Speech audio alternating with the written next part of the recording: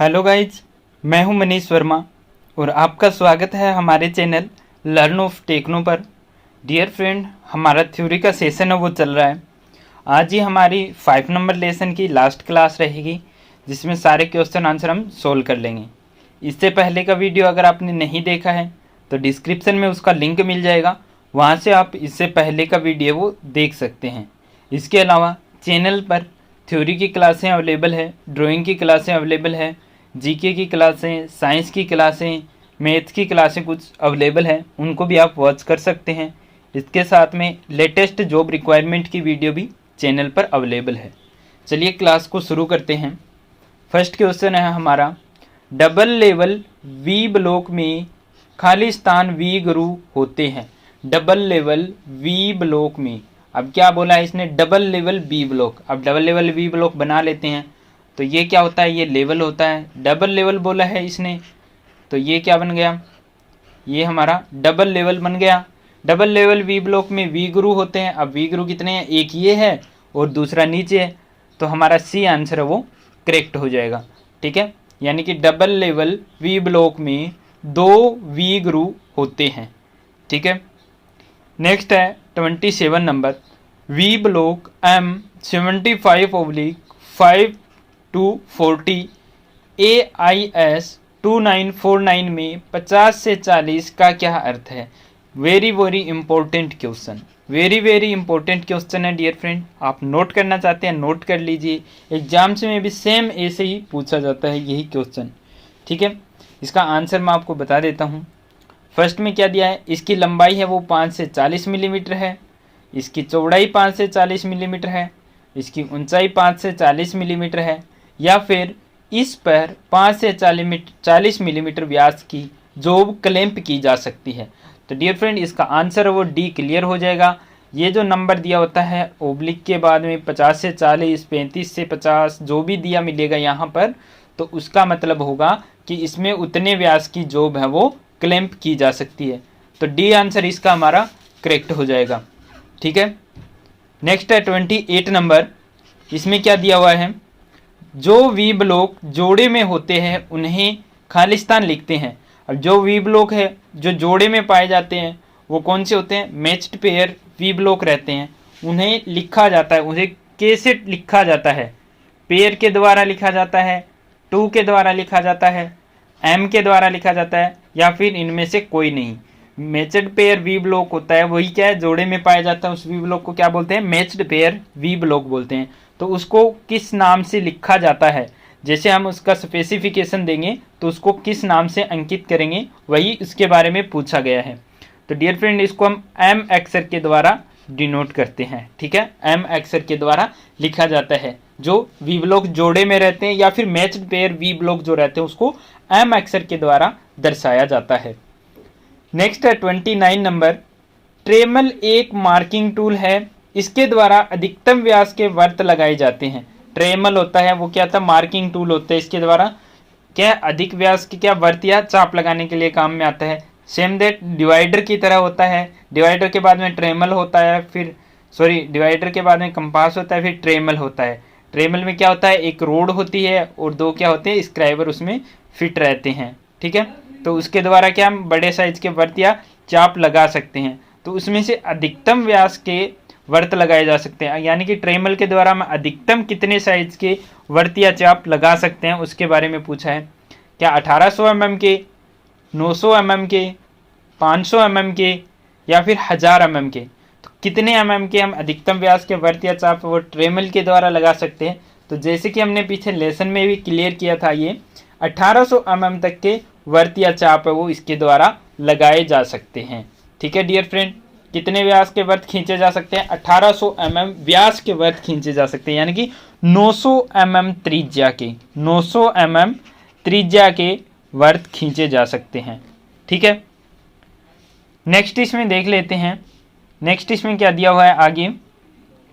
Next हमारा है 30 number, ट्रेमल के बीम की लंबाई होती है। क्या पूछा गया है, ट्रेमल जो होता है उसकी बीम की लंबाई पूछी गई है, क्योंकि जितने बीम की जितनी ज़्यादा लंबाई होगी उतनी ही ज़्यादा व्यास की क्या हम वर्त या चाप वो लगा सकते हैं। तो क्या पूछा है, ट्रेमल के बीम की लंबाई होती है, कितनी होती है, 100 से 300 mm, 100 से 400 mm, 150 से 500 mm या फिर 100 से 500 mm।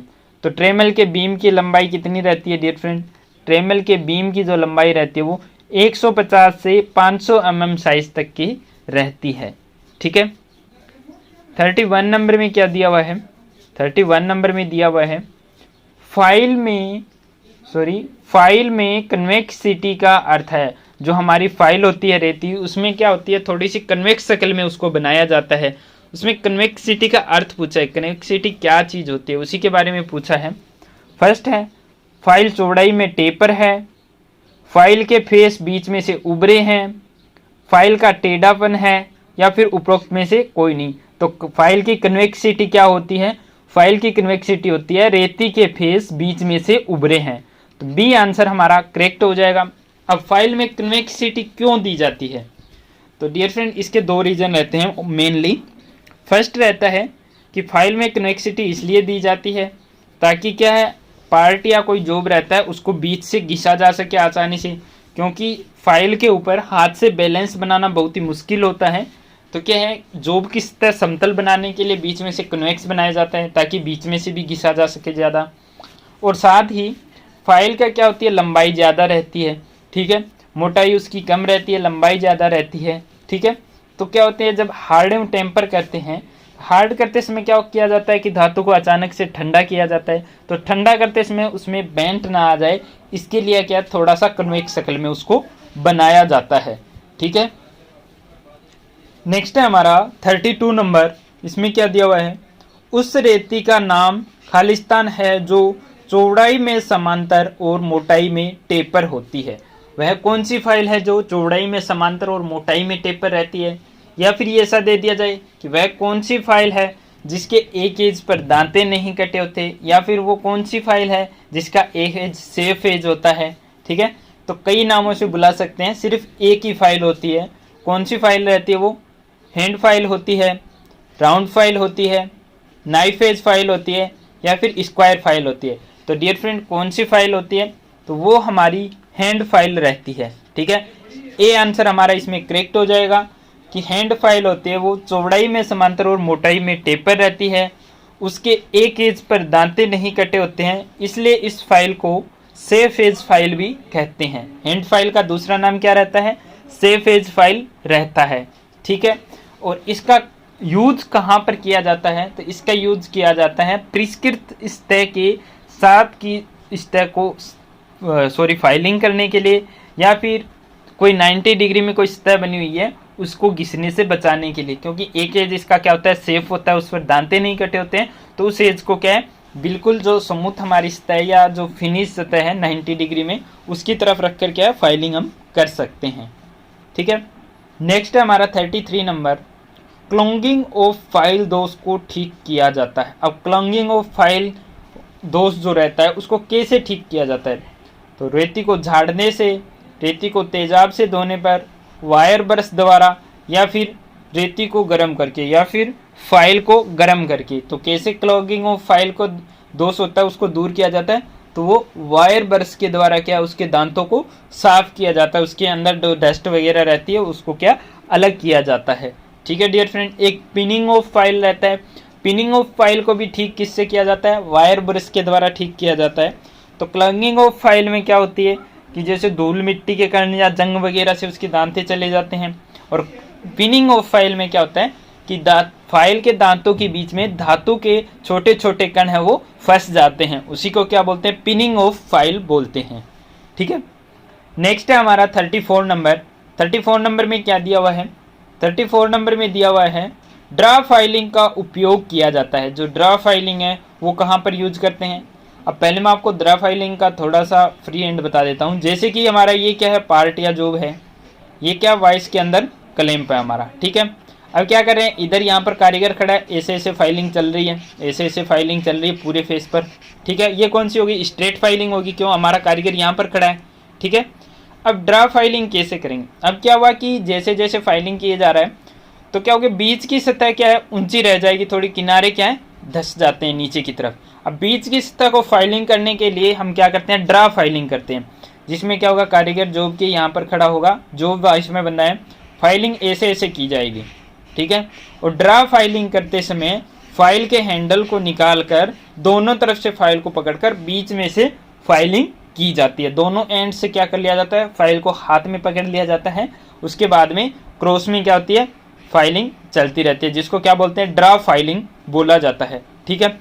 अब ड्रा फाइलिंग का उपयोग कहाँ पर किया जाता है, तो मैंने आपका इसको उपयोग भी आपको बता दिया है।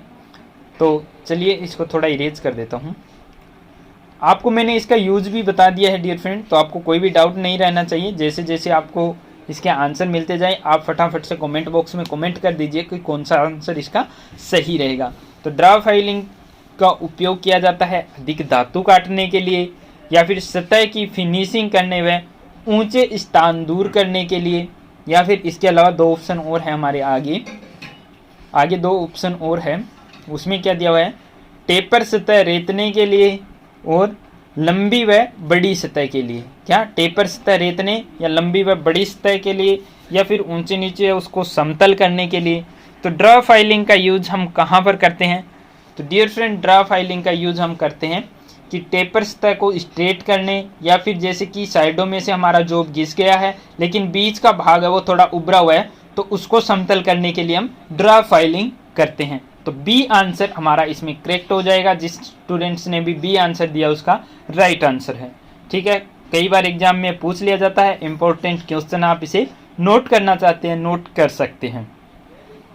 नेक्स्ट है हमारा 35 नंबर। इसमें क्या दिया है कि एक अस्थायी फास्टनर है, इसका उपयोग किया जाता है। अब ये क्वेश्चन ये फास्टनिंग से आ गया है, चलिए कोई इश्यू नहीं है, कुछ क्वेश्चन आए हैं फास्टनिंग से, उनको भी क्लियर कर लेते हैं।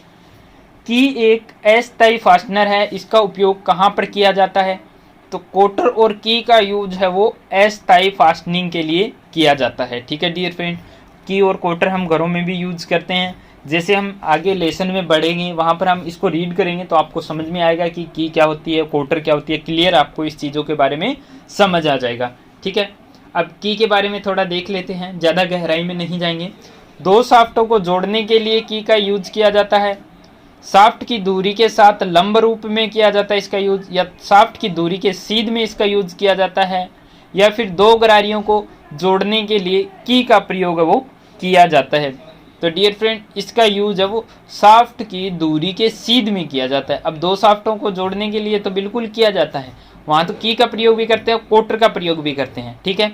लेकिन कोटर का यूज हम करते हैं शाफ्ट की दूरी के साथ लंब रूप में, शाफ्ट की दूरी के साथ लंब रूप में करते हैं कोटर का यूज। लेकिन शाफ्ट की दूरी की सीध में स्ट्रेट में किसका यूज करते हैं, हम की का यूज करते हैं, ठीक है डियर फ्रेंड। तो इसमें हम किसकी तरफ जाएंगे, सी आंसर की तरफ जाएंगे। ए आंसर भी हमारा करेक्ट हो सकता था, लेकिन दो शाफ्टों को जोड़ने के लिए हम की का भी यूज करते हैं और कोटर का भी यूज करते हैं, तो इसलिए हम सी आंसर की तरफ जाएंगे। यहाँ पर ओनली की के बारे में बात की गई है, ठीक है डियर फ्रेंड। नेक्स्ट है 36 नंबर। इसमें क्या दिया हुआ है, जब केवल पुली के हब में ग्रूव बना होता है तो वहां फिट की को कहते हैं। क्या बोला है, जब केवल पुली के हब में ग्रूव बना होता है तो वहां पर फिट की को क्या कहते हैं, क्या सेडल की कहते हैं, क्या जिब की कहते हैं, क्या फीदर की कहते हैं, क्या संक की कहते हैं। तो कौन सी की होते हैं डियर फ्रेंड, हमारी क्या है, दो प्रकार की होती है। कौन सी, संक की और सेडल की, ठीक है। कौन सी संक की और सेडल की होती है, ठीक है। इनमें से सेडल की कौन सी होती है, संक की कौन सी होती है। तो इसमें क्या है, संक की के लिए क्या होगा, होल और हमारी जो शाफ्ट रहेगी उन दोनों में क्या होंगे, कीवे कटे होंगे। लेकिन जहाँ पर हम सेडल की यूज करते हैं, जहाँ पर हम क्या सेडल की यूज करते हैं, वहाँ पर केवल हब में क्या होता है, ग्रूव कटा होता है, लेकिन शाफ्ट पर कोई भी स्लॉट या ग्रूव नहीं कटा होता है। वो कैसे, अब कैसे पकड़ती है वो हब को, तो वो की है वो शाफ्ट की गर्मी से क्या होती है, हमारे इसको हब को साथ में घुमाती है। अब सेडल की भी हमारी दो प्रकार की होती है, होलो सेडल की और फ्लैट सेडल की, ठीक है। इनको हम आगे डिटेल्स में पढ़ेंगे जब हम की के बारे में पढ़ेंगे। तो अभी आपको इतना ही मालूम होना चाहिए कि इसका आंसर होगा वो सेडल की होगा, और सेडल की दो प्रकार की होती है। कौन सी, होलो सेडल की और फ्लैट सेडल की, ठीक है डियर फ्रेंड। नेक्स्ट है हमारा 37 नंबर। अब 37 नंबर में क्या दिया हुआ है, 37 नंबर में दिया हुआ है, लेथ फाइल के फेस पर खालिस्तान दांते कटे होते हैं। जो हमारी लेथ फाइल होती है उसके फाइल फेस पर कौन से दांते कटे होते हैं? क्या डबल कट दांते कटे होते हैं, सिंगल कट दांते कटे होते हैं, रास्प कट कटे होते हैं, या फिर कवर्ड कट दांते कटे होते हैं? लेथ फाइल होती है हमारी, जैसे मिल्सा फाइल की तरह ही होती है सेम। मिल्सा फाइल को भी लेथ फाइल हम बोल सकते हैं, ठीक है। तो लेथ फाइल के फेस पर कैसे दांते कटे होते हैं? तो डियर फ्रेंड, लेथ फाइल या फिर मिल्सा फाइल के फेस पर जो दांते कटे होते हैं वो सिंगल कट दांते कटे हुए होते हैं। सिंगल कट दांतों का कोण है वो 60 डिग्री रहते हैं, ठीक है। डबल कट दांतों में अप कट होता है वो 51 डिग्री पर, और ओवर कट है वो 70 डिग्री पर कटे हुए होते हैं, ठीक है। अब रास्प कट दांते कौन से कटे होते हैं? तो रास्प कट जहां पर हम लकड़ी वगैरह की फाइलिंग करते हैं वहां पर रास्प कट दांते कटे होते हैं, और कवर्ड कट दांते जो कटे होते हैं वो राउंड या हाफ राउंड फाइल के फेस पर कटे होते हैं। अब हाफ राउंड फाइल की एक साइड फ्लैट होती है, वहां पर डबल कट दांते मिलेंगे, और जो दूसरी हाफ राउंड आकार में होती है वहां पर आपको कवर्ड कट दांते मिल जाते हैं, ठीक है। नेक्स्ट है हमारा 38 नंबर। इसमें क्या दिया हुआ है? जब रेती को वर्कपीस की लंबाई साइड के समांतर चलाया जाता है, वर्कपीस की लंबाई साइड के समांतर चलाया जाता है तो उसे क्या कहते हैं? डायगोनल फाइलिंग कहते हैं, लॉन्गिट्यूडिनल फाइलिंग कहते हैं, ट्रांसवर्स फाइलिंग कहते हैं, या फिर स्ट्रेट फाइलिंग कहते हैं। अब कैसे चलाना है हमें रेती को? रेती को चलाना है वर्कपीस की लंबाई के साइड के समांतर हमें चलाना है, ठीक है डियर फ्रेंड। तो वो कौन सी फाइलिंग होगी? तो वो हमारी फाइलिंग रहेगी लॉन्गिट्यूडिनल फाइलिंग। क्या रहेगी? लॉन्गिट्यूडिनल फाइलिंग हमारी रहती है, ठीक है। नेक्स्ट है 39 नंबर। इसमें क्या दिया हुआ है? नीडल फाइल लंबाई में मिलती है। अब नीडल फाइल है वो अलग अलग लंबाई में रहती है, उसका लंबाई का साइज एक्चुअल में क्या रहता है हमने लेसन में भी इसको क्लियर किया था, ठीक है। तो फर्स्ट में है 50 से 150 mm तक, सेकंड में है 100 से 150 mm तक, थर्ड में है 150 से 200 mm तक, और फोर्थ में है 120 से 180 mm तक। तो नीडल फाइल की जो लंबाई रहती है वो हमारी रहती है डियर फ्रेंड कितनी? 150 से 200 mm तक रहती है। कितनी? 150 से 200 mm तक रहती है। कई बार क्या है 120 से 180 mm भी आपको मिल जाता है, लेकिन अगर 150 से 200 mm दिया हुआ है तो हमारा यही आंसर है वो करेक्ट रहेगा, 150 से 200 mm। यदि 150 से 200 mm न देकर 120 से 180 mm दिया हुआ है तो फिर हम इस ऑप्शन की तरफ जाते हैं, लेकिन अगर दोनों ऑप्शन दिए हुए हैं तो हम प्रायोरिटी किसको देंगे? 150 से 200 mm वाले आंसर को हम प्रायोरिटी देंगे, ठीक है। इसके अलावा नीडल फाइल की लंबाई हमारी 150 से 200 mm होती है, वो कहाँ से कहाँ तक मापी जाती है? तो जैसा कि ये हमारी क्या है, ये हमारी कोई नीडल फाइल है, ठीक है डियर फ्रेंड। ये थोड़ा सा इधर से हो गया। ये हमारी क्या है? कोई नीडल फाइल है। ये पीछे क्या है? इसके हैंडल है, इधर पीछे हैंडल है, आगे क्या है? फाइल है, ठीक है। तो नीडल फाइल की जो लंबाई मापी जाती है वो हैंडल से लेकर पॉइंट तक की सीधी दूरी से मापी जाती है, ठीक है। नीडल फाइल की लंबाई है वो हैंडल से पॉइंट तक की सीधी दूरी से मापी जाती है, लेकिन जो नॉर्मल जो फाइल्स हमारी रहती है, बड़ी फाइलें जो होती है, उसका हील से पॉइंट तक का साइज है वो मापा जाता है लंबाई में, ठीक है। तो ये आप नोट करना चाहते हैं नोट कर सकते हैं, कई बार एग्जाम में भी पूछ लिया जाता है नीडल फाइल और जो साधारण हमारी जो फाइल्स होते हैं उनमें लंबाई में क्या डिफरेंस रहता है। तो नीडल फाइल की जो लंबाई होती है वो टोटल लंबाई ली जाती है, यानी हैंडल से पॉइंट तक की दूरी ली जाती है, लेकिन जो साधारण हमारी बड़ी फाइलें होती है उनका साइज है वो हील से पॉइंट तक की सीधी दूरी से लिया जाता है, ठीक है। नेक्स्ट है हमारा 40 नंबर। निम्न में किस द्वारा गोल रोड का सेंटर नहीं निकाला जाता? अब क्या इसमें ऑप्शन दिया है, इसमें से किसके द्वारा, किस टूल का यूज कर हम गोल रोड का सेंटर वो नहीं निकाल सकते? क्या डिवाइडर के द्वारा हम गोल रोड का सेंटर नहीं निकाल सकते? क्या ओडले कैलिपर के द्वारा नहीं निकाल सकते? क्या वर्नियर हाइट गेज और वी ब्लॉक के द्वारा नहीं निकाल सकते? क्या कॉम्बिनेशन सेट के सेंटर हेड के द्वारा हम गोल रोड का केंद्र वो नहीं निकाल सकते हैं? तो डियर फ्रेंड, हम डिवाइडर का यूज करके क्या हम गोल रोड का केंद्र मालूम है वो नहीं कर सकते हैं। डिवाइडर के द्वारा हम क्या वर्त या चाप लगा सकते हैं, ठीक है, लेकिन गोल रोड का केंद्र हम मालूम नहीं कर सकते हैं, तो ए आंसर हमारा करेक्ट हो जाएगा। इसके अलावा हम ओडले कैलिपर के द्वारा भी कर सकते हैं, वर्नियर हाइट गेज और वी ब्लॉक के द्वारा भी कर सकते हैं, कॉम्बिनेशन सेट के सेंटर हेड के द्वारा भी हम गोल रोड का सेंटर वो मालूम कर सकते हैं। ठीक है, तो इसमें क्या पूछा गया है कि किससे गोल रोड का सेंटर वो नहीं निकाल सकते, तो डिवाइडर के द्वारा हम गोल रोड का केंद्र वो मालूम नहीं कर सकते हैं। ठीक है, नेक्स्ट है हमारा 41 नंबर, ट्रेमल एक प्रकार का खालिस्तान औजार है। अब ट्रेमल है वो किस प्रकार का औजार है, बहुउपयोगी है, मार्किंग टूल है, बाहरी मापी है, या फिर अंदरूनी मापी हमारा औजार है। तो ट्रेमल क्या है हमारा, एक प्रकार का क्या है, कौन सा टूल है, तो डियर फ्रेंड ट्रेमल हमारा एक प्रकार का मार्किंग टूल है। ठीक है, उससे क्या है, वैसे तो बहुउपयोगी में भी आता है, ट्रेमल के द्वारा हम क्या कर सकते हैं, वर्त भी लगा सकते हैं, चाप भी लगा सकते हैं, लेकिन मार्किंग ही कर सकते हैं ओनली। ठीक है, तो क्या होगा इसमें प्रायोरिटी हम किसको देंगे, मार्किंग टूल है। अगर मार्किंग टूल नहीं दिया हुआ है तो बाहरी माप में नहीं देंगे, ना ही अंदरूनी माप में इसको अलग अलग देंगे। ठीक है, तो ये बहुउपयोगी भी हम इसको कर सकते हैं। ठीक है, नेक्स्ट है हमारा 42 number, grade A V block hard grade steel के बने होते हैं तथा इसकी लंबाई में मिलते हैं। ए ग्रेड के वी ब्लॉक है वो हार्ड ग्रेड स्टील के बने होते हैं जो ज़्यादा परिशुद्ध होते हैं, जिनका यूज हम टूल रूम या इंस्पेक्शन वर्क में करते हैं। लेकिन जो बी ग्रेड वी ब्लॉक होते हैं वो क्लोज ग्रेन कास्ट आयरन के बनाए जाते हैं, उसका यूज हम साधारणतः वर्कशॉप में करते हैं। उसकी जो लंबाई रहती है वो 300 mm रहती है। बी ग्रेड वी ब्लॉक की लंबाई कितनी रहती है, 300 mm रहती है। तो ए ग्रेड वी ब्लॉक की क्या है, यहाँ पर लंबाई पूछी गई है, कितनी रहती है, 50 mm, 75 mm, 25 mm या फिर 100 mm। तो कितना mm रहती है डियर फ्रेंड, हमने पीछे चैप्टर में भी इस चीज़ को क्लियर किया है, कितनी रहती है, 100 mm, 100 mm इसकी लंबाई रहती है ए ग्रेड वी ब्लॉक की। ठीक है, तो डियर फ्रेंड कहने का मतलब है ये है कि अगर आपने पीछे की क्लासें वॉच नहीं की है और आप डायरेक्ट क्वेश्चन आंसर कर रहे हैं तो आपको काफ़ी ज़्यादा कन्फ्यूज़न यहाँ पर होने वाला है। तो अपने कन्फ्यूज़न को दूर करने के लिए, अपने डाउट सॉल्यूशन के लिए आप पहले जो क्लासें हैं जहाँ पर हम चैप्टर क्लियर कर रहे हैं वो क्लासें आप वॉच कीजिए, उसके बाद में क्वेश्चन आंसर वाली क्लास आप देखेंगे, आसानी से आप इनके आंसर वो दे पाएंगे। ठीक है डियर फ्रेंड, नेक्स्ट है हमारा 43 नंबर। नेक्स्ट कौन सा है, 43 नंबर है।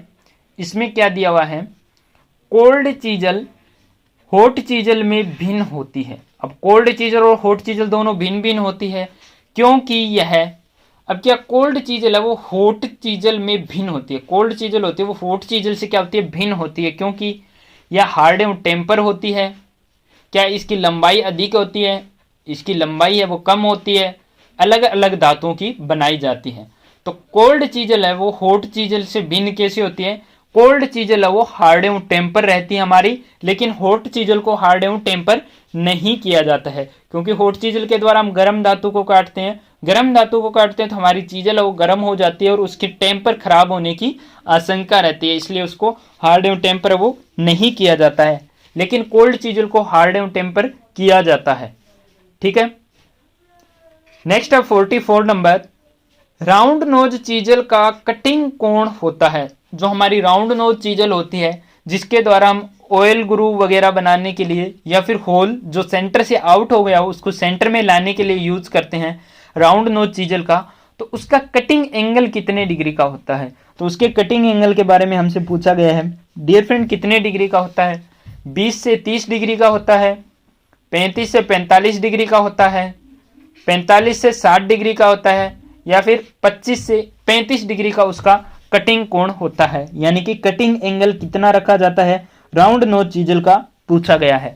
तो dear friend round nose chisel का जो कटिंग एंगल रहता है वो 35 से 45 डिग्री रखा जाता है। कितना, 35 से 45 डिग्री इसका कटिंग एंगल है वो रखा जाता है। ठीक है, तो इसमें बी आंसर हमारा करेक्ट हो जाएगा। ठीक है, नेक्स्ट देख लेते हैं आगे नेक्स्ट देख लेते हैं। नेक्स्ट हमारा है 45 नंबर। 45 नंबर में क्या दिया हुआ है, 45 नंबर में दिया हुआ है वेब चीजल प्रयोग की जाती है। वेब चीजल है वो कहाँ पर प्रयोग की जाती है, मेटल पार्ट की चिपिंग करने के लिए, या फिर कोनों को तेज बनाने के लिए, या फिर चेन ड्रिलिंग के बाद रफ मटेरियल को अलग करने के लिए, या फिर की वेज बनाने के लिए। तो डियर फ्रेंड, वेब चीजल को मैंने आपको फिगर के साथ में पीछे क्लास में क्लियर किया था कि वेब चीजल का यूज हम कहाँ पर करते हैं। तो डियर फ्रेंड, वेब चीजल का यूज हम करते हैं चेन ड्रिलिंग के बाद रफ मटेरियल को हटाने के लिए। कहाँ पर? चेन ड्रिलिंग के बाद रफ मटेरियल को हटाने के लिए हम वेब चीजल का यूज वो करते हैं। तो चलिए इनके बारे में और देख लेते हैं थोड़ा थोड़ा। फर्स्ट में क्या है, मेटल पार्ट की चिपिंग के लिए किस चीजल का यूज करते हैं? तो मेटल पार्ट की चिपिंग के लिए फ्लैट चीजल का यूज करते हैं। ठीक है। नेक्स्ट है कोने तेज बनाने के लिए। अब कॉर्नर वगैरह की हम फिनिशिंग करने या कॉर्नर वगैरह बनाने के लिए किसका यूज करते हैं? तो डायमंड पॉइंट, कौन सी चीजल? डायमंड पॉइंट चीजल हम यूज करते हैं। ठीक है। थर्ड नंबर हमारा क्लियर हो गया। चेन ड्रिलिंग के बाद रफ मटेरियल को अलग करने के लिए वेब चीजल होती है। ठीक है। लास्ट है कीवेज बनाने के लिए। अब कीवेज बनाने के लिए किस फाइल का यूज करते हैं? कीवेज या स्लॉट बनाने के लिए हम किसका यूज करते हैं? क्रॉस कट या केप चीजल। क्रॉस कट या केप चीजल का यूज हम कहां पर करते हैं? केप चीजल का यूज हम कहां करते हैं? कीवेज बनाने के लिए। क्रॉस कट चीजल को केप चीजल भी बोला जाता है। ठीक है। नेक्स्ट हमारा 46 नंबर आज की वीडियो और लेसन का लास्ट क्वेश्चन है। कास्ट आयरन की चिपिंग वर्कपीस के दोनों किनारों से आरंभ करके बीच में समाप्त की जाती है। इसको मैंने आपको क्लियर किया था। कास्ट आयरन की चिपिंग वर्कपीस के दोनों किनारों से आरंभ करके बीच में समाप्त की जाती है, क्योंकि यह नरम धातु है, यह भंगूर धातु है, किनारे पर से टूट सकती है, इसमें चीजल कटिंग सही करती है, या उपयुक्त में से कोई नहीं। तो डियर फ्रेंड, कास्ट आयरन हमारा क्या होता है? कास्ट आयरन हमारा बीटल होता है। अब बीटल धातु में क्या होता है, जैसे ही चोट लगती है तो उसके टूटने की आशंका रहती है। तो इसलिए क्या है, कास्ट आयरन की चिपिंग है वो क्या है, दोनों किनारों से आरंभ करके बीच में समाप्त करनी चाहिए। जिससे किस लिए कि यह भंगूर होता है, किनारे इसके टूट सकते हैं। इससे बचाने के लिए दोनों किनारों से चिपिंग शुरू करके बीच में हमें खत्म करना चाहिए। ठीक है डियर फ्रेंड, लेसन हमारा 5 नंबर है वो क्लियर हो गया है। इसके आंसर है वो नीचे दिए हुए हैं, यहाँ पर आप मैच करना चाहते हैं मैच कर सकते हैं। वीडियो अगर आपको अच्छा लगता है तो ज़्यादा से ज़्यादा आप इसे शेयर कर दीजिए। और याद रखिए, हर शाम 8 बजे आपको मिलेगा एक नया वीडियो ओनली हमारे चैनल पर। तो चैनल अगर आपने अभी तक सब्सक्राइब नहीं किया है, सब्सक्राइब कर लीजिए। साथ में जो न्यू जॉब रिक्वायरमेंट की वीडियो रहती है वो भी आपको लगभग डेली मिल जाती है। इसके साथ में इंजीनियरिंग ड्राइंग की भी हमारी क्लासें चल रही हैं। ठीक है, तो वो भी क्या आपको हमारे चैनल पर मिल जाती है। Wish you all the best.